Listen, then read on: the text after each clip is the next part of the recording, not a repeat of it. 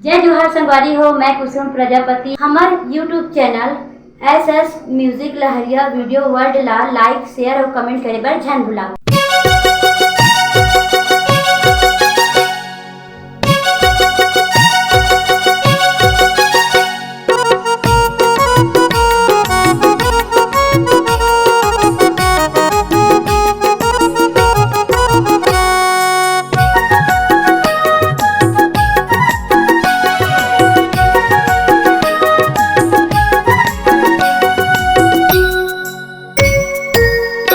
आधा रात के मुर्गो लोहा उठ जाते वो आधा रात के मुर्गो लोहा उठ जाते वो आधा रात के। जब से कहते जपोरा तब से हो गए अकेला, जब से कहते जपोरा तब से हो गए अकेला। सुने नहीं कतरो ये बात रे आधा रात के मुर्गो लोहा उठ जाते वो आधा रात के मुर्गो लोहा उठ जाते वो आधा रात के।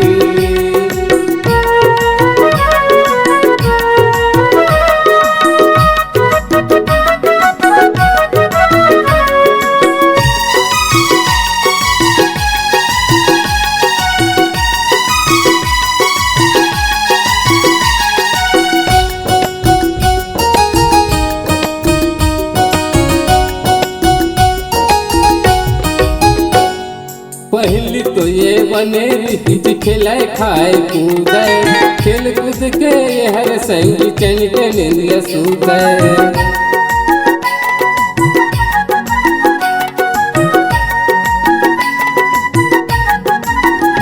हाँ पहली तो ये बने खेल खाए कूदे, खेल कूद के हर संगी चन के निंदिया सूदे।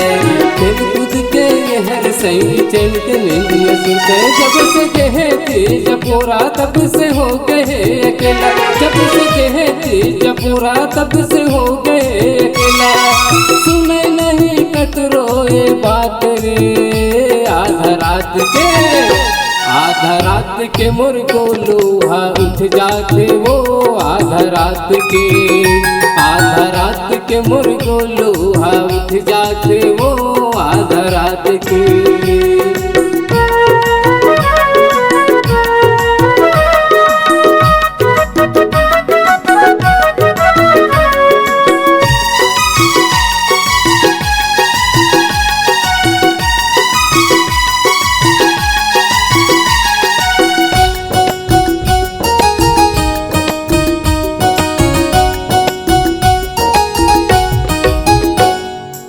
बड़ तो बड़ छोटे हवे भारी हवे नटखट, आधा रात सोए दस नम करते हड़बड़ हड़बड़।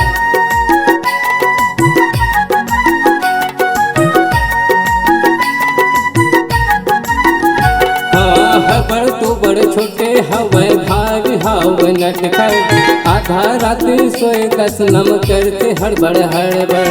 आधा रात सोए दस नम करते हड़बड़ हड़बड़। जब से कहते जपोरा तब से हो गए अकेला, जब से कहते जपोरा तब से हो गए अकेला। सुने नहीं ककरो ये बात रे आधा रात के मुर्गो लोहा उठ जाते वो आधा रात के मुर्गो लोहा उठ जाते वो आधा रात के।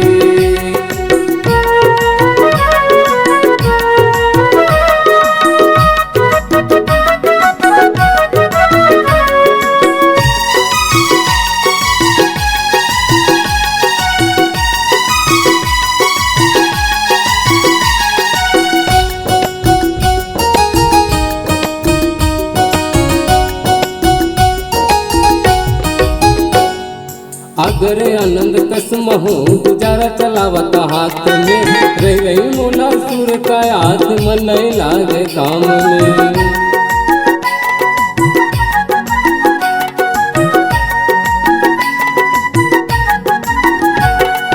अगर आनंद किस्म हो गुजारा चलावत हाथ में, रे मुला सुता कयात मन लागे काम में, रंजन मुना सुर कयात मन लागे काम। जब से कहते जपोरा तब से हो गए अकेला, जब से कहते जपोरा तब से हो गए अकेला।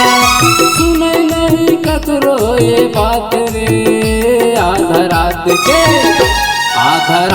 के मुर्गो लोहा उठ जाते वो, आधा रात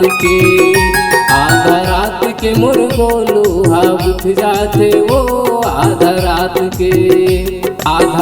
के मुर्गो लोहा उठ जाते वो, आधा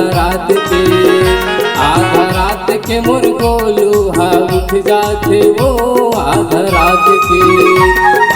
रात के मुर्गो लोहा उठ जाते वो, आधा रात के।